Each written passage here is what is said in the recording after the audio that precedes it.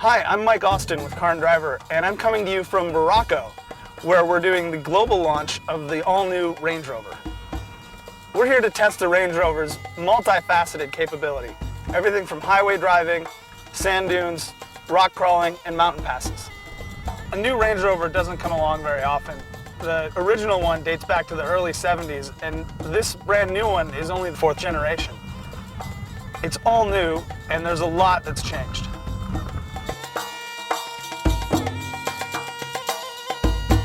The all-aluminum construction from Jaguar has now made its way into the Land Rover lineup. The benefit of this is weight savings. The new Range Rover is 700 pounds lighter than the one that came before it. You can feel the weight difference behind the wheel. It's lighter, it's more agile. You take out all that weight, it's a lot less mass to move around. To enable this all-aluminum construction, Land Rover completely retooled their factory. It's now the world's largest aluminum body shop, and the side stamping on the unibody is the world's largest aluminum stamping. There are other benefits to the aluminum as well. With this generation, Land Rover is making a big push about the sustainability of the car and its overall environmental friendliness. Land Rover puts the chassis together using rivets and glue instead of welding, so it takes less energy to construct. About 50% of the aluminum in the body is recycled, and the tailgate's made out of plastic. A lot of that's recycled as well. While designing the 4th generation, Range Rover asked their customers what they wanted, and the overarching message they got was, don't change it, just make it better. One of the improvements is the wading depth is now 34.5 inches. It's up almost 8 inches. So you can drive this through the water basically right up to the bottom of the hood. On the old car, the air intake was actually in the side vents right by the door. The new car has them tucked up under the hood, right at the outward edge. It draws in air from the hood and then routes it around these channels inside the hood to make sure that they always have good air pressure, and also if there's a little bit of water in the front, it can still pull air from the backside. If you open the hood, you can see the air intakes. On each side there are 2 little stacks, and they call them the Queen Mary because it looks like the smokestacks from the boat. Yesterday it was raining, which is a rarity for Morocco, and the country isn't really set up to deal with rain.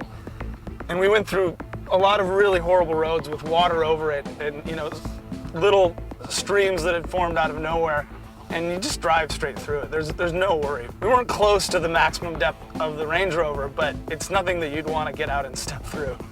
Land Rover was the first company to offer variable terrain mode for the 4-wheel drive settings, where it would change the throttle, change the brakes, change the ride height. With the new Range Rover, they've gone a step further, and it now has an auto mode that will automatically vary all of those things, including locking the center or rear differential. It's taking all different kinds of input from the chassis and making adjustments hundreds of times a second. The interior is all new, of course, and Land Rover says there are 50% fewer buttons in the interior. The funny thing is, I don't miss any buttons. I don't know where all those buttons went. So as you'd expect, the interior is pretty nice. I mean, you have a leather-lined headliner, and it has a 29-speaker stereo. There's speakers everywhere. They're up here behind the sun visors, they're in the back of the seats. There are speakers next to the map lights for the rear seat passengers. The optional stereo in our car is truly ridiculous. It's 1700 watts and it has a 3D surround sound that is probably better than most home theaters. So the Autobiography edition we're driving has this 2-tone ebony and ivory interior. It's all leather, even the headliner. But there are 17 different interior colors you can choose. We have carbon fiber trim. There are all different kinds of wood you can choose as well. It's a really clean, straightforward interior. There's no clutter. Everything's really easy to find and really easy to manipulate.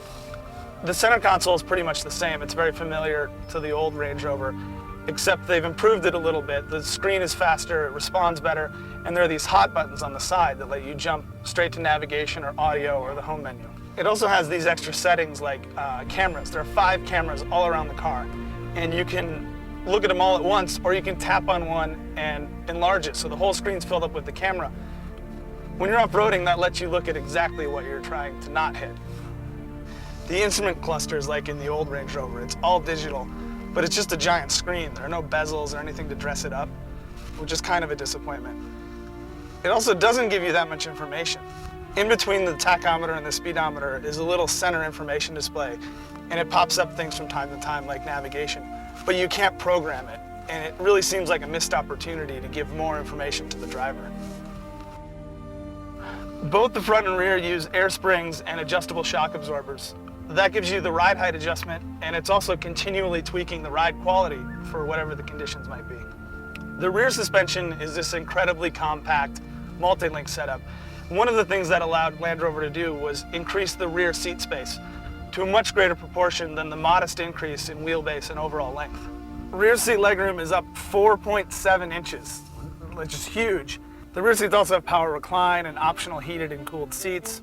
For the first time now, there's an executive seating package as well that's only 2 seats in the rear, with a center console in between. The seats recline more and they can massage.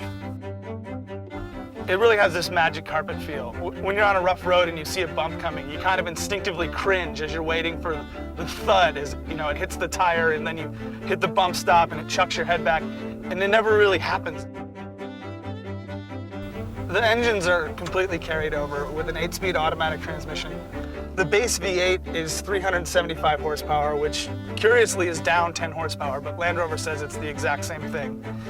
The supercharged engine is 510 horsepower. The supercharged car I'm driving now does 0 to 60 in less than 5 seconds. It's actually almost dead on with a Porsche Cayenne in terms of power and weight. The previous Range Rover really was heavy compared to everything else in its segment, so it was a lot slower, which was a little bit of a disappointment. When you're spending that much money, you want it to be as fast as everything else that's on the market. Yeah, there are a lot of classic Range Rover things that continue on, like the split tailgate, so it opens up on the top and the bottom. But now it's powered not just at the top, but the bottom as well. So that bottom piece folds down and also winds right back up, and you don't have to do any work. To me, the styling fits a lot better with the overall lineage of Range Rover than the previous generation one.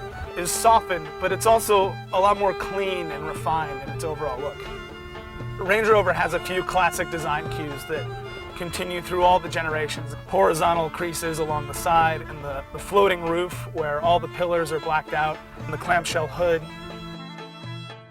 The new Range Rover still has this command seating position where you're up high and you can see over the road very easily.